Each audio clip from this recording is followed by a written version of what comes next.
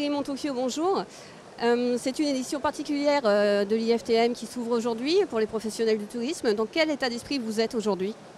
Bonjour et merci d'abord. Nous sommes vraiment excités d'être là. La fermeture des frontières à l'île Maurice a été que trop longue et nous en avons profité pour nous réinventer, pour imaginer de nouvelles expériences pour nos clients et on a hâte d'accueillir tout le monde et dès le 1er octobre, nous avons eu nos premiers touristes à Maurice et au sein de nos hôtels. Donc c'est avec beaucoup d'excitation que nous sommes de retour. Donc là, on le rappelle, les frontières rouvrent sans restriction pour les voyageurs vaccinés, avec plus de quarantaine, plus de restrictions. En termes de réservation, ça doit forcément donner un coup d'accélérateur. Comment ça se passe? Ça se passe très bien. Ces dernières semaines, chaque semaine, on voit vraiment que ça prend de l'accélération. Je note sur la destination en général que la demande est encore plus forte au niveau des 5 étoiles que dans les 3 étoiles. Après, c'est vrai qu'on n'a pas encore retrouvé la vitesse de croisière au niveau de l'aviation, mais je pense que nous serons, d'ici la fin de l'année, à environ 50% de taux d'occupation. D'accord. Avec des perspectives aussi peut-être encore plus positives pour février? Alors, nous commençons à avoir des réservations au-delà de décembre.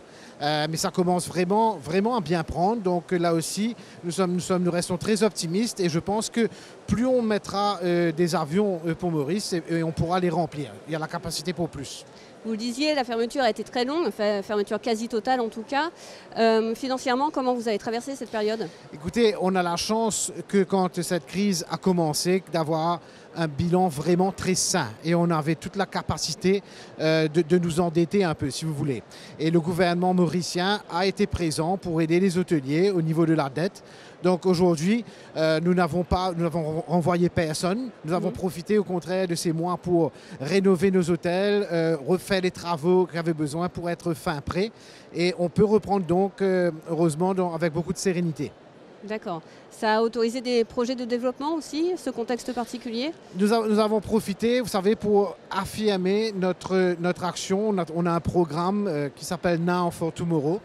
Et vraiment, où on pense à l'écologie, il faut vraiment nous sauver nous-mêmes, c'est pas sauver la planète. Et nous faisons notre part. Alors, on a un programme vraiment cassé sur 5 axes avec le climat, la biodiversité, l'approvisionnement local, l'inclusion avec les sociétés autour de nous. Et nous avons eu le désir de faire fort, d'y aller loin. Et donc, nous sommes le premier groupe hôtelier à offrir sur notre marque Héritage, et ce, dès maintenant, dès octobre, des séjours qui seront carbon neutral. Okay? D'accord. Donc, et en plus, avec vraiment une valorisation de nos produits locaux, d'expériences vraiment novatrices. Et si vous voulez, je dirais que ce qu'on veut vraiment faire, c'est que si quelqu'un, au cours d'une semaine ou de 10 jours, veut vraiment savoir comment c'est la vie sur une île tropicale, eh bien, c'est là qu'il faut venir.